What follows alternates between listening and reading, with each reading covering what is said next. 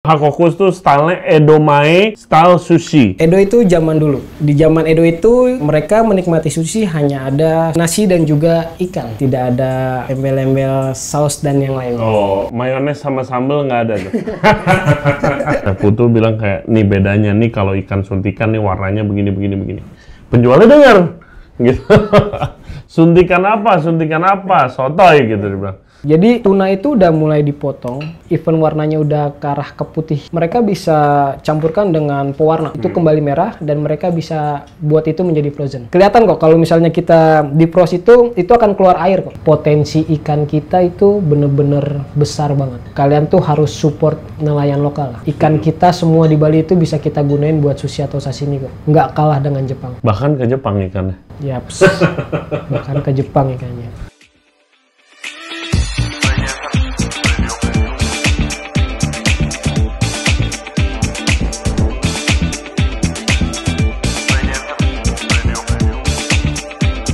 Hey guys, sekarang kita lagi ada di Hakoku yang ada di The Sayan House di Ubud, Bali. Kita di sini mau ngobrol-ngobrol bareng eksekutif chefnya, Chef Putu, yang sebelum di sini dia kerja di tempatnya chef ownernya Hakoku yang ada di Ginza di Tokyo, Jepang selama setahun. Chefnya namanya Hiroyuki Sato, dia punya One Michelin Star dan dia sushi chef yang sangat terkenal. Konsep Hakoku ini sangat menarik karena bukan sushi omakase biasa, tapi pertama view-nya bagus banget, nanti kalian bisa lihat sendiri. Dan juga 85% ikan dan produk yang dipakai adalah produk lokal Indonesia. Jadi seperti halnya sushi chef di Jepang yang tiap hari ke pasar ikan, di sini Chef Putu tiap hari ke pasar ikan Kedonganan di Jimbaran yang jauh dari Ubud untuk milih ikan yang segar yang sangat-sangat fresh dan kualitasnya terbaik untuk disajikan buat tamu-tamu Hakoku pada hari itu aja. Besokannya ganti lagi ikannya, cari lagi. Jadi menunya juga selalu berganti. Episode ini sangat menarik karena Chef Putu akan cerita tentang pengalaman dia, juga ngasih tips untuk milih dan ngolah ikan yang baik, juga sambil bikin omakase sushi pakai ikan lokal buat gua. Oke, hope you guys enjoy the show. Sebelumnya kita mau ke pasar ikan Kedonganan bareng Chef Putu untuk cari ikan. Let's go.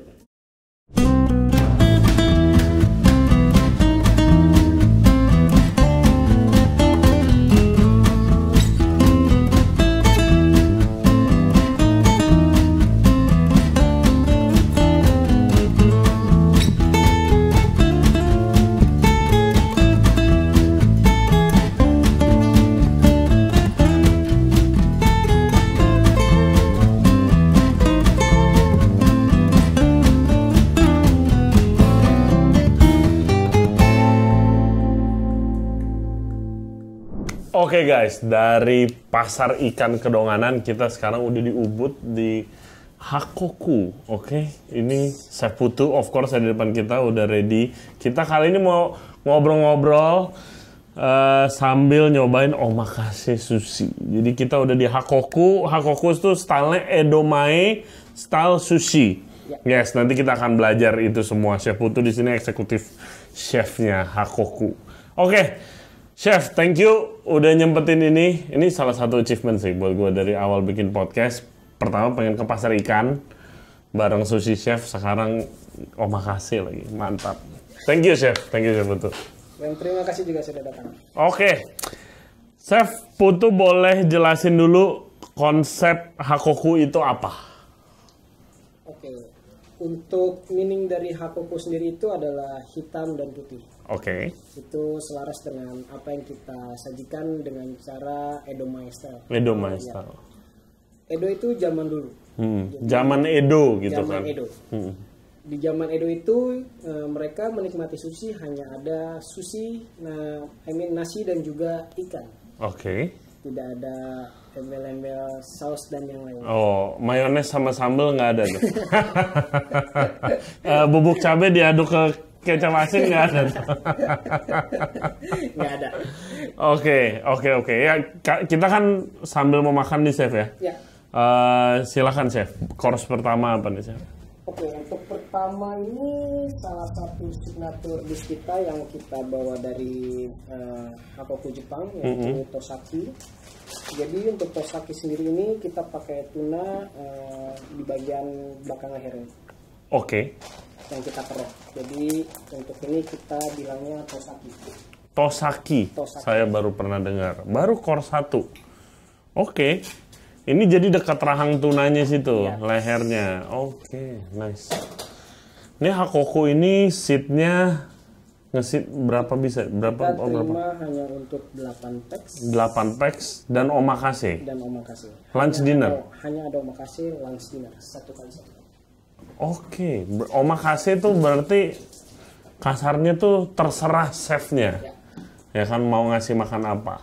Dan Chef Putu ini setiap hari ke pasar ikan untuk ngecek dan beli ikan. Luar biasa. Namanya ini apa sih? Tosaki tadi? Tosaki. Oke. Tuna handroll. Tuh, lihat. Dan di depan gua, kalau kalian perhatiin, tidak ada soyu. Atau kecap asin di soy sauce. Nggak ada, karena udah dikasih takarannya tuh. Nggak usah minta, dan tidak ada togarashi, dan tidak ada sambal cocol. Ada yang request nggak sih? Ada Tosaki. Oke. Untuk request biasanya ada aja. Oh, ada aja. Apa lu diajarin dulu? Apa nggak bisa? Biasanya kita kasih tahu kalau untuk di sini kita nggak akan kita kasih untuk embel-embel togarashi dan yang lainnya. Untuk wasabi dan soy sauce kita sudah sediakan di atas sushi dan juga di dalam. Oke, kita coba. Chef norinya tuh diapain dulu sih, Chef? Kalau Nggak perlu. Oh, nggak perlu ya? Nggak perlu diapa-apain. Oh, biasa gue lihat ada yang suka. Nggak perlu. Nggak perlu ya? Beda style. Ini juga daging banget norinya. Crunchy. Melt di mulut. Oh, ya. Oh my god. Iya, wasabinya udah pas, nggak perlu soy sauce. Kenapa maki begini, Chef, style untuk pembuka? Ini yang kita bilang tadi di awal. Untuk ini itu kita jadikan salah satu signature dish kita. Jadi ini yang akan kita kasih di awal. Sebenarnya untuk hand roll sendiri biasanya adanya di tengah atau di akhir. Nah, Chef. Ya. Chef owner dari Hakoku. Hakoku itu kan brand dari Tokyo, Jepang, yang punya Michelin Star. Ya. Chef ownernya Chef Hiroyuki Sato, ya kan, yang kemarin ke pasar juga bareng kita. Ya. Lu kerja di sana dulu setahun? Kerja di sana setahun. Di training? Di training. Itu prosesnya gimana? Apakah lu kenal di mana sama dia? Kebetulan owner di sini tuh berteman baik dengan beliau. Oke. Dan beliau sendiri mengizinkan gue buat ikut training di sana. 1 tahun. 1 tahun. Jadi apa di sana? Di sana itu Hakoku sendiri ada 3 counter. Yang satu dipegang oleh Hiro, dan yang satunya lagi ada 1 orang Jepang, dan satunya lagi kebetulan emang kosong, dan gua dikasih kepercayaan sama beliau untuk buka di sana. Wow, tapi sebelum di sana ya lu udah jadi head sushi chef dong pasti kan. Jadi lu megang counter di sana. Dari hari pertama apa ngintilin dia dulu, ngikutin? Kurang lebih berjalan 2-3 bulan sambil cari tahu stylenya dia seperti apa, konsepnya dia seperti apa. Jadi harus belajar ke arah sana dulu. Konsepnya juga sama dong, Edomae juga, ya kan? Very classic ya. Kalau Edomae style tuh nggak ada fusionan tuh, nggak ada modernan ya. Nggak ada. Oke, my favorite classic. Oke, Chef, course kedua, Chef. Hai. Untuk ini kita ada banyak kauda. Oh, jadi, banyak kauda? Iya, untuk ini sendiri itu semua sayuran mentah yang kita cuci dengan air garam.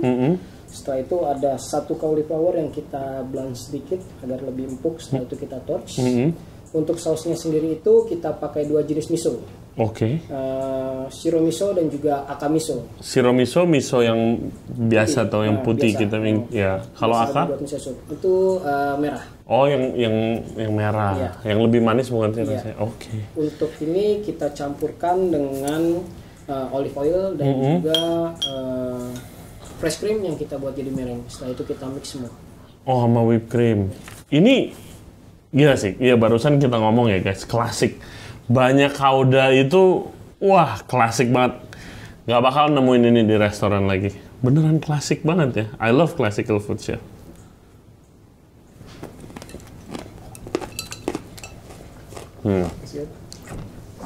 It's very good. Ya sayurnya juga segar. Gimana pengalaman lo, chef? Ceritain waktu di sana, chef. Lebih ke arah struggle sih. Hah? Struggle banget lah di sana. Karena ketika gue pergi ke Jepang itu kebetulan istri lagi mengandung kan, lagi hamil besar. Wow. Jadi dan kebetulan juga gue udah buat keputusan ketika istri udah mau lahiran, gue izin pulang dulu. Setelah itu baru gue balik lagi. Oke. Jadi lebih ke arah kepikiran ke arah di rumah dibanding di Jepang. Karena notabene gue udah punya pengalaman yang seharusnya itu bisa kepake lah ketika gue ada di Jepang. Iya, pastilah. Terus kalau gue lihat di dokumenter di YouTube, di Netflix, gue nonton itu chef apa Jiro, Dream of Sushi, ya kan dia kan udah kayak the god of sushi. Iya. Itu kan sushi chef di Jepang, itu mereka budayanya ya kalau lu bikin sushi ya lu tiap hari ke pasar ikan. Iya. Kayak lu di sini. Iya. Di sana berarti lu setiap hari juga ngikutin chef satu. Kecuali hari Minggu dan hari Rabu. Kalau hari Minggu kita tutup dan hari Rabu pasar ikan tutup. Jadi kalau ada orang yang bilang pengiriman ikan Jepang ada di hari Rabu, pasar ikannya aja tutup. Bohong berarti.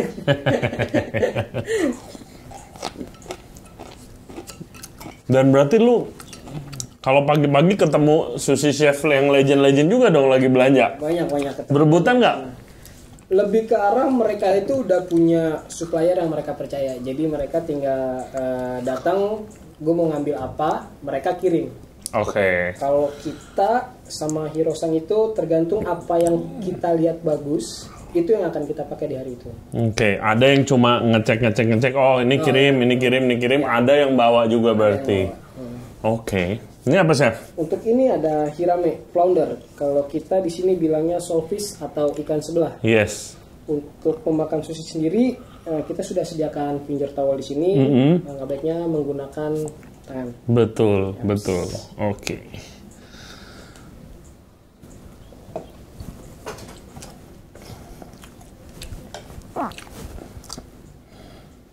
Enak sekali, luar biasa. Local fish ya? Local fish. Gue kaget waktu kemarin lu megang flounder, gila ini mau diapain? Kan terkenal ikan sebelah bau lumpur dong, ya kan? Kok bisa enggak ya, chef? Itu kenapa kita harus benar-benar teliti saat memilih ikan. Apalagi di pasar sendiri orang berpikiran ikan udah nggak bagus segala macamnya. Iya. Itulah kenapa kita harus datang setiap hari. Kita harus mastiin ketersediaan ikan. Kayak misalnya yang kemarin itu nggak ada, hari ini apa yang mereka punya itu yang kita akan ambil. Lebih ke arah pemilihan ikan di awal penting banget. Jadi kalau milih ikan hiramenya itu ikan sebelahnya bener, itu nggak akan bau lumpur. Apa lu ada penanganan khusus yang rahasia perusahaan lagi nih? Salah satunya ya. Salah satunya iya. Ada penanganan khusus lah. Karena ikan lokal terlalu risky lah untuk kita buat sembarangan. Ya. Apakah waktu lu di sana, chef, di Jepang, sebagus itu, chef? Sejauh itukah kita kualitas ikannya kita kalahnya? Sejauh yang gue dapet sampai sekarang itu enggak. Mungkin ada beberapa jenis yang emang kita nggak punya. Oh iya udah pasti dong. Tapi ada juga yang mereka nggak punya kan? Ya. Tapi apa yang kita punya dan mereka punya itu nggak jauh berbeda kok.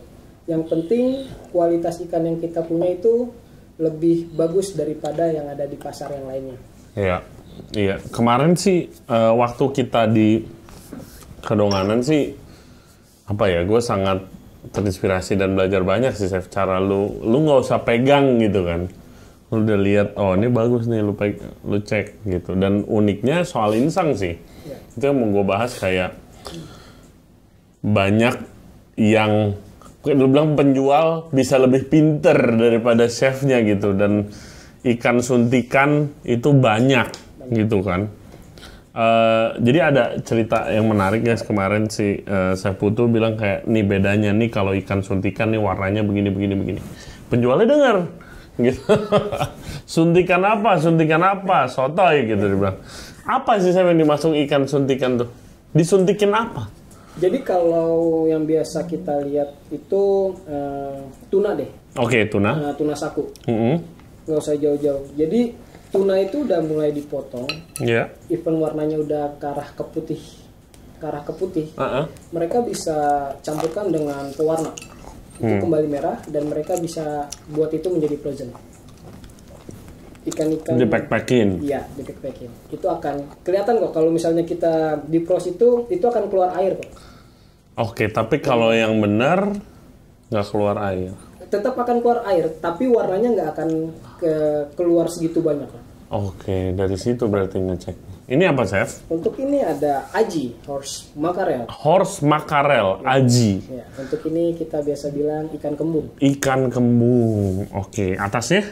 Untuk itu kita pakai ginger. Ginger, oke.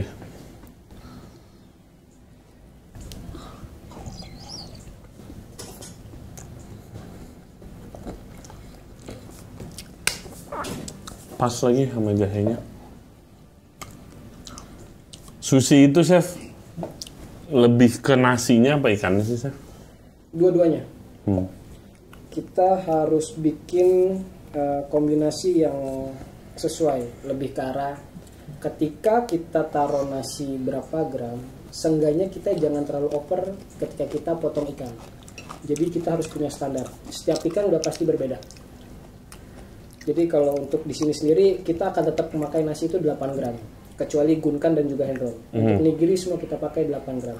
Dan kita harus sesuaikan dengan ikan. Ikan itu kalau kita udah pakai 8 gram, paling nggak kita pakai 15-16 gram. Kalau ikannya 8 gram, kalau nasi 8 gram, ikan 15, kalau nggak 16 gram. Ya.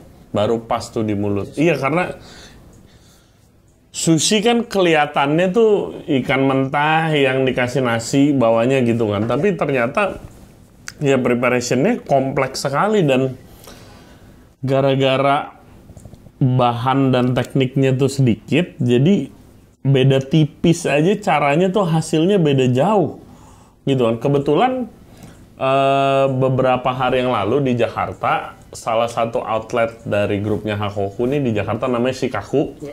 Kebetulan Chef Sato sama Chef Putu kemarin pop up di sana dan gue makan. Nah itu ikannya mayoritas ikan impor dari Jepang kan. Untuk itu impor. Ini jujur tadi yang gue nyobain juga apa tadi tosakinya ya. Tosaki. Itu di sini yang bener-bener baru dicop, jauh banget rasanya ya.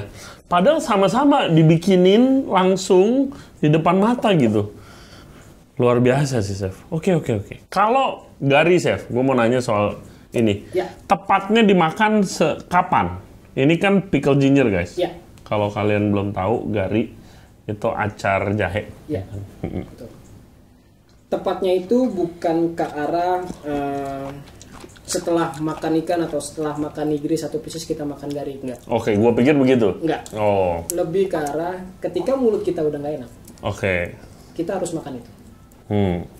Sebagai contoh, tadi si Aji itu udah gue kasih jahe. Iya, betul. Kenapa harus makan jahe lagi? Iya, nggak usah lah ya. Ketika mulut kita, lidah dan dinding mulut kita udah ngerasa nggak enak, mending kita cuci pakai itu.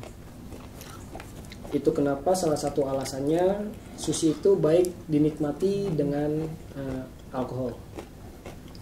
Oke. Kenapa di Jepang juga mereka pasti makan sushi pasti minumnya sake. Iya. Salah satu ngereduce rasa di mulut itu dengan alkohol. Oke. Selain dengan di jahe. Hey guys, kalau kalian enjoy the podcast so far, thank you very much. Dan jangan lupa subscribe di Ray Jensen Radio Podcast. Back to the show. Oke, Chef. Selanjutnya, ini apa? Untuk ini ada kasugodai. Katsu Godai. Katsu Godai. Untuk ini baby snapper. Oh, yang merah kemarin ya. Bikinnya aja tuh. Anjir. Ada teknik gak sih setiap sushi, apa semua gerakannya sama itu? Kalau kita belajar datang ke Jepang sendiri, kita akan bisa membedakan mana mereka yang membuat dancing dari cara membuat sushi sama yang memang sesimpel itu membuat nasi sushi. Lebih ke arah yang paling penting, nggak perlu banyak press untuk nasi, nempel dengan ikan itu yang lebih penting. Jadi nggak nempel dengan ikannya? Apa harus nempel? Harus nempel. Jadi ketika dia angkat itu nggak jatuh. Iya, nggak ada yang jatuh sih dari kemarin gua makan juga. Iya, dan ya kalau gua coba bikin sushi sekarang mah tangan gua nasi semua pasti kan. Itu gimana sih triknya supaya nggak nempel? Tangan kita harus lembab. Oke. Lu basahkan dengan? Untuk ini kita kasih dengan vinegar. Vinegar. Ini 100% vinegar apa ada airnya? Ada campuran air. Paling enggak kita campurkan dengan air hangat. Oke. Untuk bakteri juga kan? Iya, salah satu kegunaannya iya. Iya. Tapi nggak asam ya? Enggak dong. Ya, luar biasa. Iya. Malah sekalinya pun asam itu malah menambahkan rasa kepada nasi. Karena pada dasarnya saus sushi itu kita bahan utamanya itu vinegar. Iya, sushi guys. Jadi itu bukan nasi doang. Ada beras khusus kan nasi sushi ya? Untuk beras khususnya ada. Iya. Kita pakai jenis yang short grain rice. Oke. Untuk brand masing-masing chef pasti punya. Ya, silahkan cari tahu sendiri. Terus diaduk pakai sushi yang isinya mayoritas tuh vinegar lah. Vinegar. Yes. Dan untuk kita sendiri pakainya itu black vinegar dan juga red vinegar tanpa ada embel-embel gula di dalam. Oh, makanya warnanya tuh lebih coklat daripada sushi pada umumnya. Itu ya, gue baca di internet salah satu ciri khas Edomae itu juga sih vinegar yang digunakan untuk nasinya ya. Banget. Oke. Terus lu waktu di Jepang, restorannya punya One Michelin Star. Se-pressure itu kah kerja di sana? Kalau dari Hirosangnya sendiri enggak. Atau tim yang ada di sana pun enggak. Okay. Mungkin ke arah lebih kepada jam kerja. Iya, banyak yang kaget tuh. Iya. Gimana?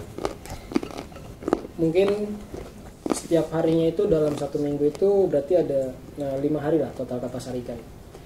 Kita dari jam 6.30 pagi, ini kalau kita nggak ke auction ya, atau pelelangan, tuna dan juga uni. Kalau kita nggak ke pelelangan itu jam 6.30 atau jam 7 pagi, kita udah harus ada di pasar ikan. Kalau pelelangan? Kalau ke pelelangan itu kita harus jam 3.30 pagi. Perhatikan, oke. Terus? Itu kita hunting ikan, ya. Hunting cari ikan. Terus habis itu langsung ke restoran. Kita start untuk prepare. Jam berapa tuh rata-rata? Itu jam 8.30, jam 9 kita udah mulai di sana. Oke. Itu prepare kita bisa sampai jam 3, jam 4. Oke. Jam 4 sore sampai nanti kita buka untuk start dinner di jam 5. Berarti dinner only? Dinner only. Berapa seating tuh kalau buka jam 5? Dapat 2 seating berarti? Dapat 2 seating. 5.7, 7... 5.38. Oke. 8 sampai selesai. Oke. Berapa course ya? Total di sana ada 25. 25, yes. Dan kemarin gue nyobain yang di Shikaku. Kenyang guys, jangan takut, sushi kecil-kecil. Kenyang banget, gila gue sampai kayak, ini masih ada lagi guys. Gila, bener-bener kenyang. Oke. Terus lu berarti selesai kerja jam kira-kira? Atau rata-rata? Selesai kerja atau sampai rumah nih? Selesai kerja dulu dong. Nah, selesai kerja itu gue mungkin jam setengah 11 malam atau jam 11 malam. Habis clear up tuh ya? Habis clear up, kita bersih-bersih lah. Jam 11 malam, nongkrong-nongkrong. Makan, biasanya kita selalu makan ramen lah. Iya. Pulang sampai rumah mungkin di jam 1, jam setengah 2. Karena kebetulan selama gue di Jepang itu berangkat dan pulang itu pakai sepeda. Oke, nice. Berarti setengah 2, terus lu di calling buat pelelangan lagi? Iya, kalau udah ke pelelangan itu udah bingung nyari waktu untuk istirahat lah. Iya, tapi berarti sempat culture shock ya dalam hal kerjanya ya, jam kerjanya lah. Untuk jam kerja ya. Apa yang membuat Anda bertahan terus? Banyak yang nyerah lah, pulang aja dah. Lebih enak di Indonesia gitu kan? Karena gue suka tantangan, terus lebih ke arah ini tuh gue dapat project baru dan konsepnya itu lebih ke arah dominan lokal fish. Iya. Ini yang benar-benar harus Menarik. cari tahu. Menarik banget sih itu. Terlebih mungkin gue adalah salah satunya yang bisa nyervis omakase di Jepang, di Tokyo Ginza. Iya loh. Jadi guys, ini gue lupa mention. Restoran Hakoku di Tokyo itu adanya di daerah namanya Ginza. Ginza itu perbandingannya kalau Jakarta adalah SCBD. Iya. Iya kan? SCBD, tempat orang-orang elit, bisnis-bisnis elit, perkantoran di sana. Dan hotel-hotel bintang 5 tentunya. Ya. Itu daerah yang bilang paling elit lah di Tokyo ya. Iya. Salah satunya. Gue sih nggak kenal lagi sih ada yang pernah nyajiin omakase. Omakase. One Michelin star di sana selama setahun. Aduh, luar biasa. Terus ini tempatnya keren banget view-nya. Ya nggak bisa dibilang lu beruntung karena pasti lu berjuang keras juga buat ini semua ya kan. Luar biasa chef. Ini apa chef? Untuk ini ada kanpachi, amberjack. Amberjack, kanpachi, di atasnya ada Tamanegi, itu Bombay yang kita campurkan dengan soy sauce. tamanegi. Oke. Kanpachi. Wow.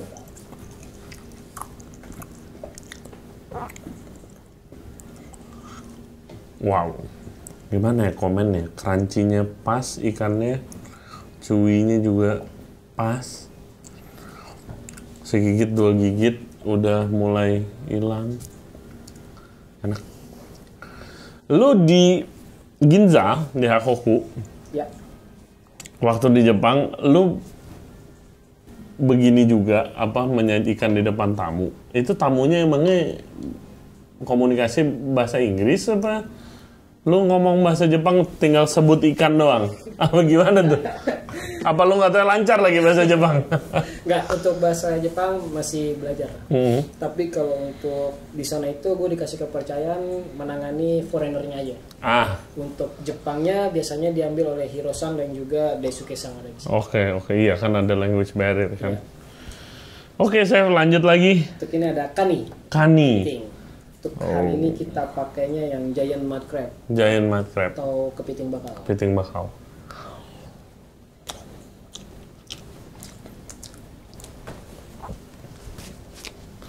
Manis sekali. Enak. Wah. Gila ya. Membuat suatu hal yang kelihatannya simpel, tapi sebenarnya nggak simpel dan rasanya luar biasa tuh yang paling sulit. Lu udah berapa lama sih jadi sushi chef? Untuk mendalami Japanese cuisine itu udah lebih dari 15 tahun. 15 tahun. Tapi kalau untuk di sushinya sendiri mungkin dari sekitar 12 tahun. Oke. Sebelumnya apa dibilangnya kalau di dapur Wasoku. Wasoku, iya. Apa yang membuat lu ke depan ke sushi? Awalnya itu tertarik sama lah karena gue besar di Jakarta dan gue tahu restoran-restoran sushi di Jakarta itu di tahun-tahun itu banyak yang jual sushi roll. Iya. Dan menurut gue menarik sekali bikin gulungan gitu tapi ada topping di atasnya. Seru lah ya, kelihatannya seru lah. Oke. Makanya lebih mendalami ke sushi, nggak taunya ada lagi trik yang lebih klasik. Lebih klasik. Kalau lu sendiri lu lebih prefer yang modern apa klasik sih kalau lu makan ya? Kalau masak mah apa aja lah. Tapi kalau makan lu lebih prefer yang mana? Untuk sekarang mungkin akan seterusnya gue bakalan lebih pilih yang klasik. Oh, ya. Yang modern itu chef-chef di Japanese restoran sekarang sudah cukup pintar lah untuk kita bikin ikan yang kurang bagus, tiba-tiba diaburi, dikasih saus yang cukup manis. Diapain menyembunyikan yang lain? Dengan cara menyembunyikan itu. Itulah ya. Sebenarnya sushi itu terlalu riskan lah untuk kita kasih barang-barang yang emang kurang bagus atau tidak bagus. Betul. Makanya gue sangat pede ketika gue harus setiap hari ke pasar ikan, terus gue pilih ikan sendiri. Ini yang bakalan gue sajin ke tamu. Ini pilihan gue gitu. Betul. Dan ini bukan kayak kalian dari SCBD ke Senopati ya. Ini kita lagi ada di Ubud guys. Pasar ikan tuh ada di Jimbaran. Jauh banget gue kemarin pagi-pagi. Oke, next chef. Untuk ini ada salah satu ikan yang banyak orang bilang itu nggak bisa kita temukan di Indonesia. Dan ini gue dapat dari salah satu nelayan yang ada di Bali. Namanya Pak Oka. Oke, shout Terima out kasih banyak Pak Oka. Terima kasih banyak juga Pak Oka. Ikan apakah ini? Untuk ini kinmedai, golden eye snapper. Oh, kinmedai. Ya. Oke. Saya belum pernah makan ini jadi sushi. Ini pertama.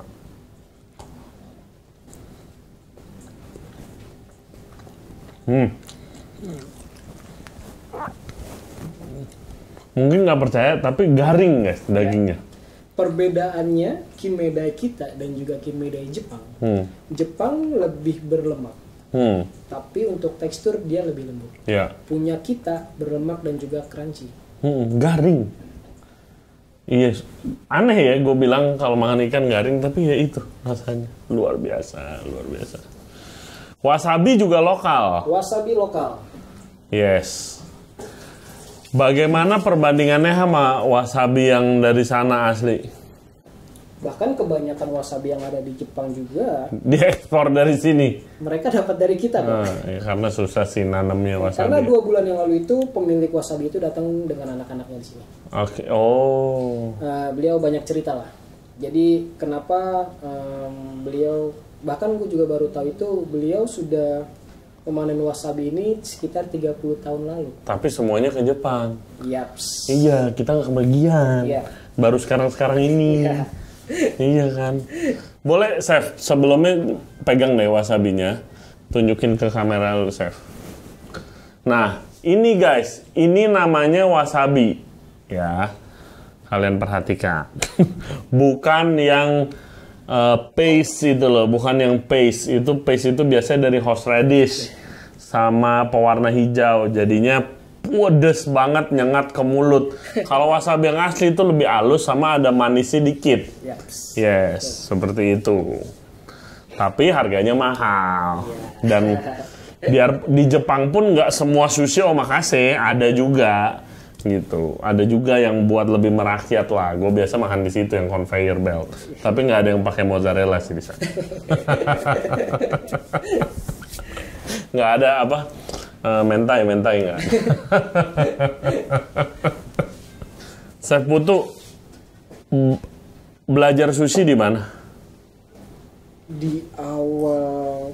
Langsung di restoran. Dari tempat lu kerja Washoku itu, langsung lu ke depan atau gimana? Kayaknya enggak deh, waktu itu kalau nggak salah belajar sushi itu ada salah satu di tahun 2010 itu salah satu restoran besar lah di Jakarta. Dia terlalu fusion Amerika. Dan salah satu chefnya mungkin sekarang masih ada, dan masih bekerja di daerah Gunawarman SCBD situ. Namanya Poke Sushi. Dan di sana gue belajar banyak lah mengenai sushi fusion dari Amerika. Iya, Poke itu modern American sushi, all you can eat. Wah, gue dulu sering banget ke sana gitu. Oh, dulu di situ. Ya, di Crown Plaza. Iya, itu cukup pada jaya-jayanya megang banget lah, ya kan. Dan ini bukan all you can eat sushi yang sembarangan, enak juga, tapi beda. Modern konsepnya. Oh, situ. Oke, silakan Jeff, lanjutkan. Ini salah satu ikan favorit gue lah. Lokal. Di aburi. Ya.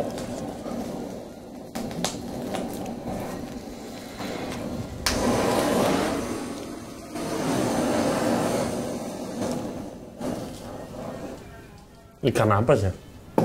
Kita nyebutnya ini Taichiwo.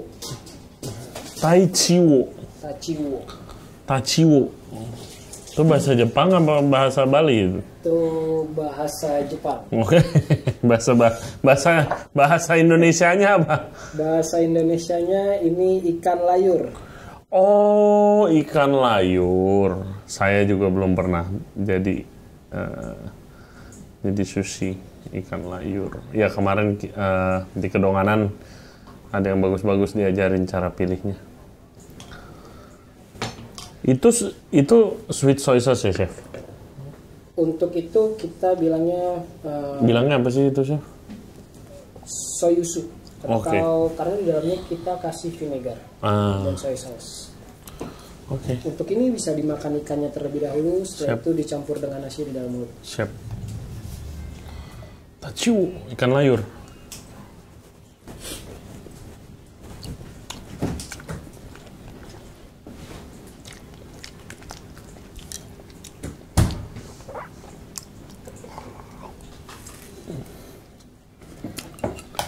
Semuanya beda, teksturnya beda, kunyahannya beda, kelembutan dan kegaringannya beda juga. Oke, tuna. Tuna. Apakah tuna bisa dibilang kayak star of the show kalau dibilang sushi omakase begini, Chef? Kalau untuk kita ya? Oh, kalau untuk kita orang Indonesia? Iya. Oke. Salah satunya, karena salah satu favorit kita orang Indonesia adalah tuna. Ya. Apalagi otoro kan? Iya. Tapi untuk tuna sendiri, mungkin ada beberapa sushi chef yang tahu lah mengenai ini. Untuk tuna yang kita pakai di sini adalah tuna dari salah satu supplier terbaik dan terbesar yang ada di Toyosu Fish Market. Namanya Yamayuki-san. Toyosu Fish Market. Toyosu Fish Market. Itu di Jepang dong? Di Jepang. Oke, bukan Tsukiji nih? Bukan Tsukiji. Tsukiji udah beralih. Oh, begitu. Jadi untuk sekarang itu pasar ikan itu adanya Toyosu, bukan Tsukiji. Oh, karena itu nama daerah ya kan? Untuk Tsukiji itu sekarang jadi tempat turis lah.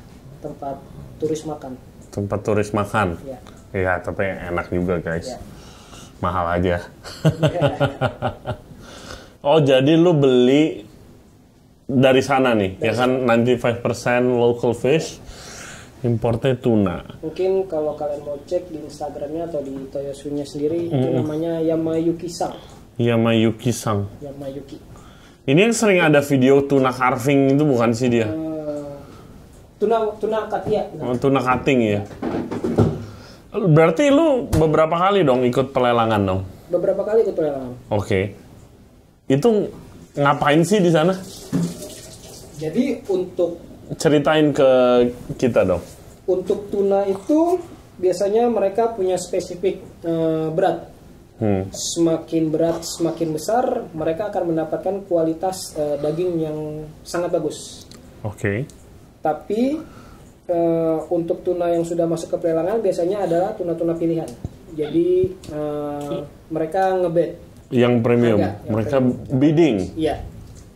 Biddingnya track-trackan gitu, kayak ada MC-nya atau? Ada MC-nya. Oh. Ada MC-nya. Jadi mereka ada MC, mau harga berapa, kita mulai dari harga berapa, mereka akan taruhan untuk harga. Belinya per ekor berarti ya? Per ekor. Dan itu apakah bluefin aja, atau ada yellowfin, ada big eye? Hanya bluefin. Oh, hanya bluefin. Kalau yellowfin itu nggak ada, lu beli aja langsung gitu ya? Beli aja langsung. Hanya bluefin? Bluefin. Terus kalau untuk uni, udah ada jejerannya nih. Terus berjejer, setiap rak itu punya harga yang beda, kualitas yang beda. Oke. Dan ada tandanya ketika ada nomor 2, ya nomor 2 berarti itu satu garis itu nomor 2-nya. Oke. Ada yang nomor 1, ada yang nomor 1-nya. Dan harga lebih mahal. Dan Iya. itu mereka... Ini bulu babi ya, uni ya? Dan mereka itu pilih uni, setelah itu ketika mereka sudah menentukan pilihan si suppliernya ini, kita akan menunggu antrian, kita akan beli atau ada orang lain yang mau pilih, jadi kita harus main harga. Oke. Dan yang ngebid itu supplier? Supplier? Bukan si chef? Bukan. Tapi si chefnya ini nitip ke supplier? Yaps. Gua mau yang itu? Yaps. Karena kan ada nggak setiap chef ngejar ikan yang sama kan. Ada satu chef maunya yang ini, ada chef maunya yang A, mau yang B gitu kan. Dan nggak semua orang bisa masuk ke dalam pelelangan. Iya, udah pasti. Nggak akan semua orang bisa, kecuali memang kita menjalin kerjasama yang baik dengan supplier.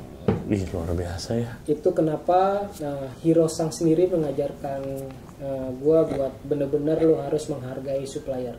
Lo bener-bener harus menjalin kerjasama yang baik dengan beliau. Betul. Karena dia akan sangat membantu lo ketika lo lagi Iya. sesuatu. Dan budaya itu sih menurut gue ya chef, itu harus dibangun di Indonesia tuh harus. Soalnya di Indonesia F&B, restoran, chef itu keenakan punya purchasing. Dia tinggal bikin purchase request aja, kasih kirim WhatsApp. Dia kagak tahu supplier salesnya siapa, yang bikin siapa, ya kan? Tapi di Bali mungkin lebih mudah kali ya, lu sama petani, sama nelayan gitu ya. Sangat mudah untuk di Bali. Oke. Nah ini tuna berarti dari pelelangan itu. Iya. Luar biasa. Ini? Untuk ini ada sawara, Spanish makarel. Oke, tenggiri. Tenggiri. Untuk di atasnya sendiri kita kasih saikyo miso. Ini saikyo miso. Saikyo miso itu miso sake ya? Sake mirin miso. Oh. Wow. Ini diapain? Diaburi gak? Untuk kulitnya kita aburi. Oh, kulitnya aja ya? Hanya kulit. Gile. Tenggiri guys. Kalian bisa giling, dikukus jadi otak-otak, atau bikin edomae style sushi. Nah, ini favorit gue nih. Cumi. Ika. Nah, di edomae style sushi yang gue perhatiin, kalau cumi dia pakai garam. Yaps. Iya. Kenapa sih? Apa bedanya sama soy sauce? Kenapa nggak dipakai soy sauce juga? Untuk garam menambahkan rasa terlebih. Karena si cumi sendiri punya tekstur yang sedikit kenyal. Terus mungkin kalau kita lebih teliti itu lebih ke arah sticky atau agak nempel-nempel. Terus untuk orang Jepang sendiri itu yang mereka suka. Oke. Tapi orang kita malah kebalikannya. Seperti cumi ataupun taco, mereka nggak suka dimakan mentah kayak ini, terlalu kenyal atau apa. Mungkin kalau digoreng tepung padahal lebih kenyal, tapi mereka lebih suka. Iya, soalnya kan ada garingnya kan, kita suka garing.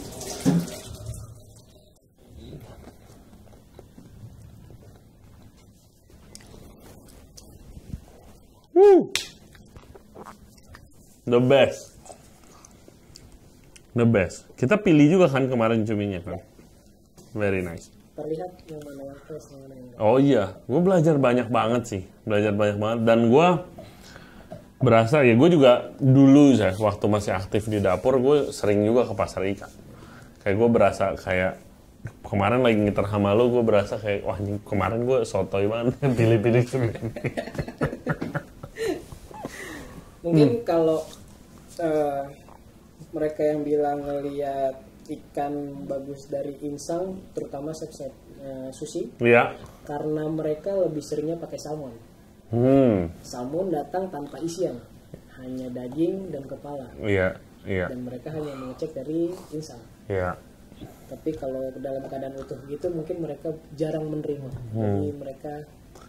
Iya sih, ya kita belajar juga kemarin kan, dimana kayak insang, kondisi warna insang aja tidak cukup untuk ngejudge Ikan itu iya, karena kita lihat juga ya di kemarin itu ditutup ya, insangnya dikaretin biar dia tetap merah, tapi kita nggak tahu berapa lama ya kan. Yang penting kalau kata Chef Putu, pertama dari warnanya tuh harus glowing, bersinar, bukan mata ya, banyak juga yang diajarin dari mata, tapi dari warna keseluruhan dan juga lendirnya gitu. Untuk ini ada Chutoro medium fatty tuna. Yes. Dan untuk kita hari ini pakai dari Shiogama Miyagi Prefecture. Apanya? Untuk daerah penangkapan. Oh, penangkapan tunanya sampai tahu karena beda-beda. Enak. Gue paling suka Chutoro sih chef daripada maksudnya Akami sama Otoro ya. Gue paling demen Chutoro. Kalau ini berarti Otoro. Ini Otoro. Otoro yang paling banyak lemak guys, dekat perutnya. Tapi kalau gue sendiri lebih suka akami. Akami. Karena bener-bener kayak apa ya, makan ikan tuna. Iya, setuju. Gigitnya lebih enak gitu kan. Ini ada otoro. Pati tuna. Pati tuna. Sangat enak. Untuk akami di marinate. Untuk akami di marinate. Oke. Kita biasa mengenalnya ini saus zuke. Zuke. Marinate tuh berapa lama sih? Untuk ini kita paling butuh cuma 3-5 menit. Nggak, jangan lama-lama. 3 sampai 5 menit. Berapa lama kira-kira yang dibutuhkan seseorang untuk training jadi seorang sushi chef? Idealnya. Di mana? Di Indonesia? Di Indonesia lah. Setahun atau di Bali. Setahun 2 tahun cukup. Kalau di Jepang kan gila banget, suruh cuci nasi 5 tahun. Sulit lah. Kalau hanya sekedar membuat, pasti dalam waktu setahun 2 tahun pasti saya jamin bisa. Oke, kalau bisa hanya bikin doang. Ya, hanya sekedar membuat. Oke. Tapi untuk mendalami harus banyak-banyak belajar. Mendalami kayaknya seumur hidup deh. Setiap bulan atau setiap daerah mereka punya karakter. Contoh beras atau ikan lah, mereka punya karakter sendiri lah. Iya. Ketika kita merubah jenis ikan nasi kita, ya lo harus sesuaiin juga dengan saus lo. Iya. Jangan cuma lo ganti ikan dengan saus yang sama, dengan nasi yang sama dengan saus yang sama juga. Nah, oke, kalau ngomongin begitu, terus lu kan tapi tiap hari ngambil ikan, bisa aja ikannya nggak available hari itu. Bisa aja ikannya beda, tetap bagus tapi beda. Mungkin yang satu berlemak, hari besokannya kurang. Nah, lu akan mini adjustment tuh di masing-masing itu tuh. Adjusting dikit. Itu kenapa kita punya specific size. Jadi benar-benar kita harus spesifik berapa gram yang kita butuhin. Itu kenapa benar-benar belajar semuanya itu dari nol. Kayak contoh, gue harus ngambil ikan yang 600 gram. Kok rasanya ada yang kurang? Gue butuh sedikit minyak lagi. Makin besar ikan pasti makin berlemak. Itu yang kita adjust. Jadi kayak misalnya hari ini 600 gram menurut gue kurang, jadi ya gue harus adjust sekitar 200-300 gram lagi biar ngambil minyak. Ribet.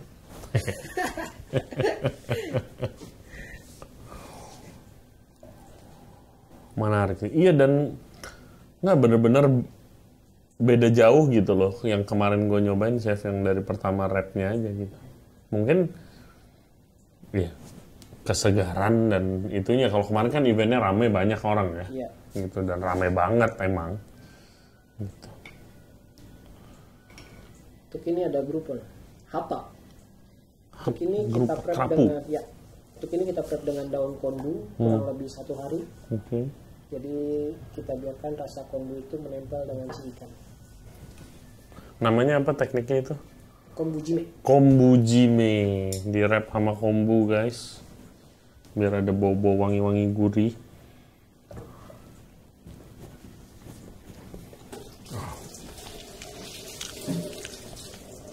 Kerapu, sushi. Mantap. Kejadian apa yang lu paling inget sih waktu kerja di Jepang? Wah, ketangkap polisi. Ya. Perkara waktu itu nggak bawa paspor. Padahal kombini supermarket kecil itu adanya persis di seberang apartemen. Ya lu udah sering kesana dong berarti gitu kan? Jadi paspor itu ya gue tinggal aja di apartemen, biarin. Nggak taunya ada polisi keliling terus tiba-tiba berhentiin nanyain paspor segala macam, ya udah pasrah. Akhirnya nelpon Kirosang minta tolong bantuan segala macam. Akhirnya polisi ikut ke apartemen, habis itu udah dilepas. Gue pikir nyajiin siapa? Karena ketangkep polisi di luar negeri itu cukup aneh sih, dan masalahnya cuma gara-gara nggak bawa paspor, sedangkan apartemen kita tuh ada di seberang jalan ya, nggak yang jauh banget gitu. Oke, ini apa? Untuk ini ada shimesaba atau makarel. Makarel. Kita bilang ikan di sini itu slungsung.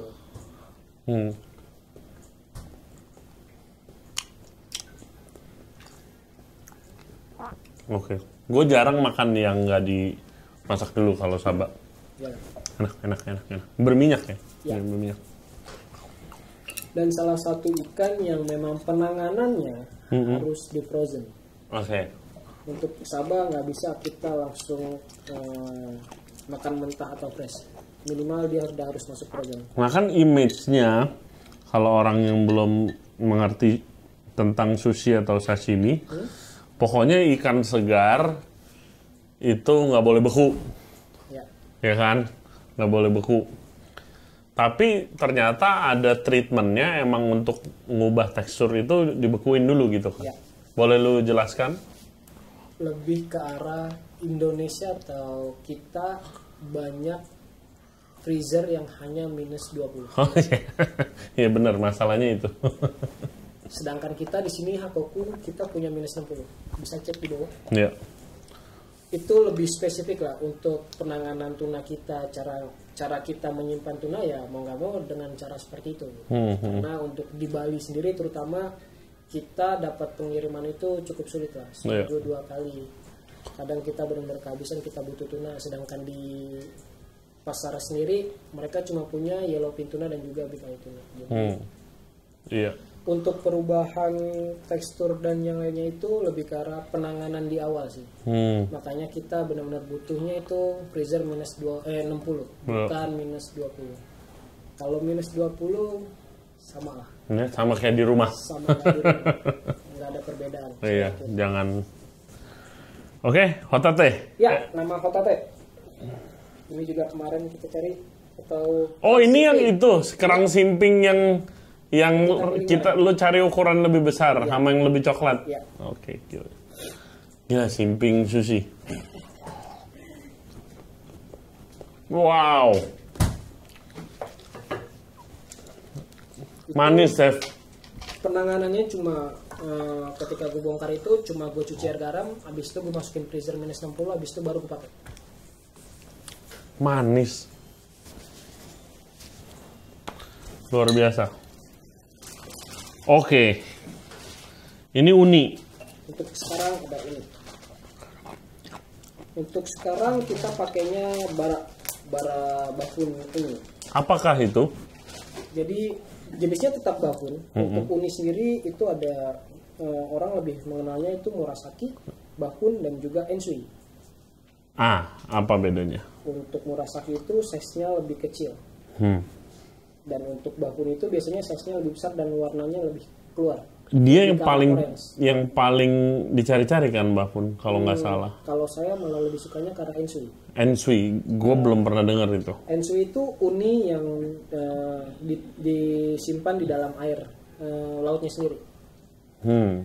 Rasanya creamy, asin. Oh, karena kecampur air laut dan masih fresh dan manisnya masih keluar. Tapi kalau ensui nggak di kotak begini berarti? Dia di seperti Tupperware. Oh, oke. Ya, kita ada ini aja udah bersyukur chef di sini mah. Gue dulu pernah chef foto, gue lagi di pulau gitu, terus banyak bulu babi. Gue kan pencinta uni juga ya, terus ya sotoy lah, wah kita bikin uni nih.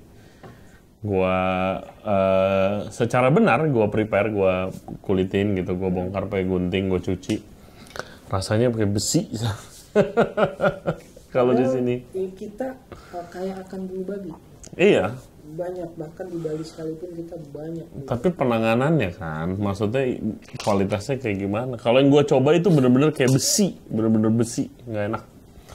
Oke.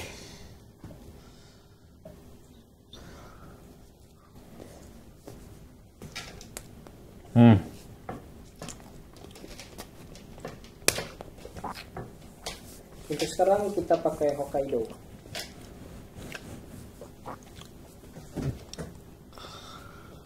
Ini uninya gue nggak bisa berkata-kata. Enak banget.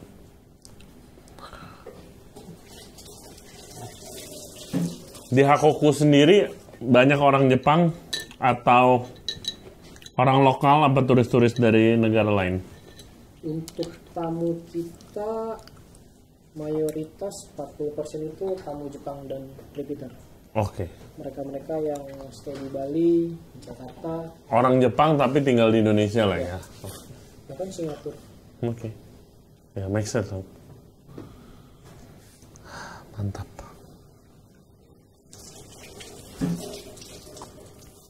Waktu di Jepang lu makan sushi yang lain? Makan.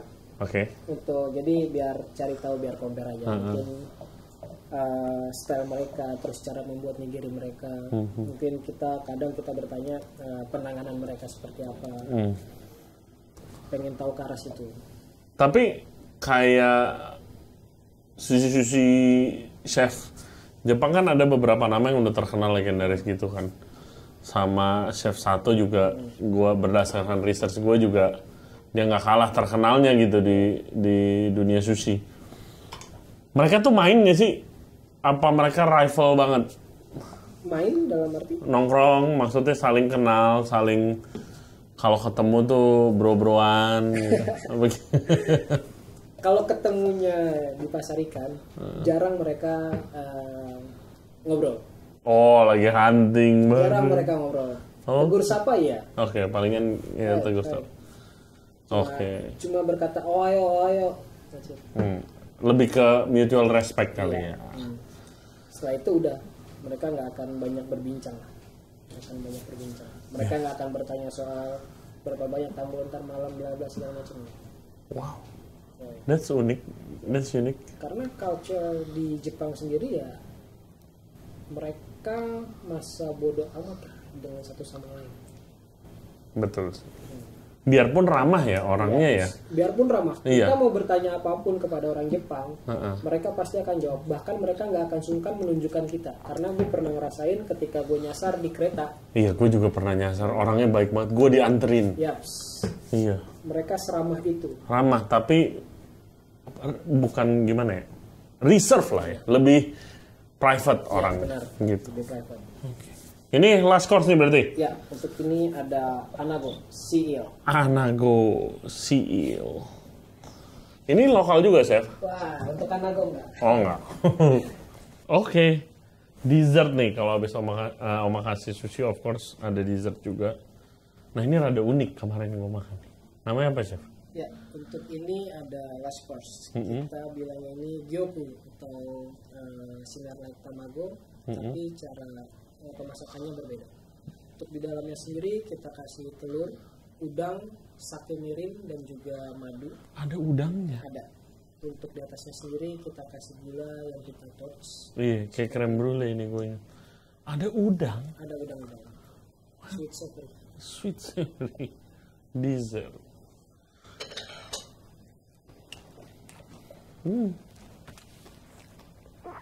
Komplit udah. Ya Putu, terakhir nih ya. Kalau lu bisa ada opportunity, kesempatan ngomong sama supplier ikan atau pemancing yang ada di Indonesia, lu bakal ngasih taunya apa? Mungkin lebih ke arah belajar penanganan, cari tahu lebih. Karena potensi ikan kita itu benar-benar besar banget. Ya. Terlebih ke arah pemerintah. Benar-benar kayak yang kalian tuh harus support nelayan lokal. Ya, Ikan setuju. kita semua di Bali itu bisa kita gunain buat sushi atau sashimi. Nggak kalah dengan Jepang. Bahkan ke Jepang ikannya. Ya, ke Jepang itu.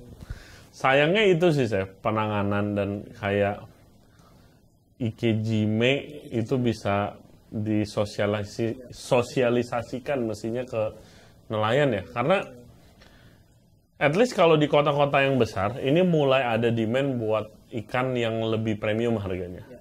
Dan itu kualitasnya harus bagus yang pastikan. Nah, cara ikejime itu yang mungkin harus disosialisasikan supaya bisa ikannya tetap bagus sampai ke tujuan. Karena ikejime sendiri lebih ke arah cara mematikan ikan atau membuat ikan itu pingsan. Dan ketika kita menggunakan jasa pengiriman itu akan bertahan lebih lama. Iya. Dan sedangkan kita sendiri di Indonesia ketika kita mau kirim dari Bali ke Jakarta aja itu membutuhkan waktu 2 hari. Iya. Jadi proses ikejime guys, itu cara kasarnya lah ya, ikan itu ada dibolongin gitu palanya dan dimasukin kawat ke saluran sarafnya agar darahnya kebuang dan juga dia nggak merasakan sakit, nggak stres lagi. Akhirnya ikannya tuh jadi segernya lebih lama lah ya gitu. Itu please dong sosialisasikan. Mungkin kalau lebih sushi chef yang ada di Jakarta, biasanya kalau kalian menerima ikan yang ada dari Jepang, itu biasanya bagian buntutnya itu akan mereka potong setengah, dan bagian di depan hidungnya itu persis, itu akan ada bekas tusukan. Itu yang biasa dilakuin oleh supplier Jepang untuk mematikan ikan. Untuk iya ikejime. Nanti gua kasih link deh. Gua ada follow satu orang supplier ikan di Jepang yang kerjaannya ikejime ikan apa aja tuh gitu. Nanti gua kasih linknya. Oke. Kalau Hakoku sendiri, Chef, apakah akan ada planning ke depannya yang kita boleh tahu? Lu mau ke Jepang lagi kek apa kek? Untuk sejauh ini kita akan fokus di sini dulu, karena kita juga punya penawaran untuk akan ada di tempat lain. Jadi amin. Terus lu di sini sendiri? Sendiri, paling dibantu ada 2 asisten. Oke, 2 asisten. Untuk in charge di depan cuma di sini. Oke, apa yang terjadi kalau lu lagi nggak enak badan? Sejauh ini harus dipaksakan kerja. Oke, Chef Putu, terima kasih banyak buat waktunya dan buat ilmu-ilmu yang udah dikasih ke kita semua. Semoga sukses ke depannya. Terima kasih banyak Kak Rey, sudah datang dan berkunjung. Semoga ikan lokal membawa kesan sendirilah. Yes, nggak kalah kalau penanganannya tepat dan benar. Mau gimana caranya kalian DM Chef Putu tuh di Instagram. Di mana IG lu, Chef? Ada di putu@maja.susichef. putu@maja.susichef dan juga follow Hakoku Bali. Di Jakarta ada Shikaku dan ada bar kotak juga, cocktail bar yang very interesting. Kalau Shikaku bahkan ada yakitorinya. Ya. Kemarin makan sukune enak juga tuh di sana. Oke. Thank you ya, Chef ya. Terima kasih banyak Kak Rey. Thank you. Arigatou gozaimasu. Hai, Oke, guys, itu aja episode podcast kita kali ini di Hakoku Bali. Hope you guys enjoy the show. Dan please subscribe to Radiant Radio Podcast di YouTube, Spotify, and all other podcast platform. Juga follow kita di Instagram dan di TikTok di Radiant Radio. Thank you very much. We'll see you next time. Bye-bye.